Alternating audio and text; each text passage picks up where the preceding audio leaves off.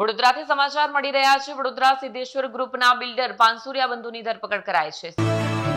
Siddheshwar prime plus બિલ્ડરોની ધરપકડ કરાઈ છે। સુરેશ પાનસુરિયા અને મનીષ પાનસુરિયાની ધરપકડ કરાઈ છે। અધૂરી સાઇટ રાખી ફરાર થતા ફરિયાદો નોંધાઈ હતી। હરણી પોલીસે ધરપકડ કરી છે। બુકિંગ એપોઇન્ટમેન્ટ લઈ સાઇટ અધૂરી રાખતા ઠેકરનાથ વિસ્તારમાં અનેક રોકાણ કરી છેતરાયા। ઘણા મહિનાઓથી ફરાર હતા પાનસુરિયા બંધુ। બીજેપી અમરેલી જિલ્લાના પૂર્વ પ્રમુખ હતા સુરેશ પાનસુરિયા। વર્ષ 2021 થી 2025 ટર્મ પૂરી કરી હતી।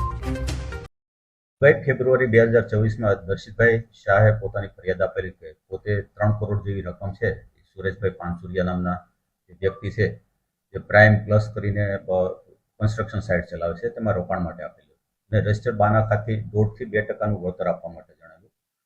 શરૂઆતમાં એને થોડો સમય માટે વળતર આપેલું અને બાદ પછી વળતર બાબતે વાતચીત કરતા સુરેશ પાનસુરિયાએ કોઈ સંતોષકારક જવાબ આપેલો નહીં। આ બાબતે એને અવારનવાર કહેવા છતાં તેને વળતર બાબતે કોઈ પ્રત્યુત્તર નહીં મળતા તેણે પોતે ફરિયાદ નોંધાવી છે અને સુરેશ પાનસુરિયા તેમજ તેના બીજા અન્ય 3 ભાઈઓ અને પોતાના દીકરાના નામનું જે બાનાખત છે તેનું નામ કરેલું આપેલું છે તેમના વિરુદ્ધ ચીટિંગની ફરિયાદ અને સાથે GPIDની ફરિયાદ આપેલી હતી। એ કામે અવારનવાર આરોપીના ઘરે અને બધી જગ્યાએ તપાસ કરતા આરોપી મળ્યો તો વચ્ચે નામદાર કોર્ટમાં રાહત લેવા માટે પણ ટ્રાય કરેલી પણ કોઈ રાહત ન મળે અને આજ રોજ એટલે કે ગઈકાલ રાત્રે તેને બાતમી રાહે વેમલી ખાતેના પોતાના ઘરેથી